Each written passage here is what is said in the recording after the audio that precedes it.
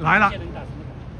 看黑社会，你没看到那个？现在是郑丽文嘛。郑丽文卖狗嘴。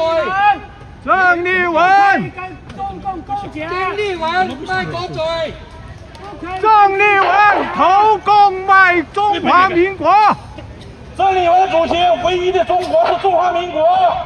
卖狗嘴。共产党是属于共匪。卖狗嘴。不可以和共匪妥协。郑丽文卖狗嘴。郑丽文。共产党是卖国贼。共产党是卖国贼，你的投共就是卖国贼。主席，共产党才是国贼，不要和共产党两个勾结。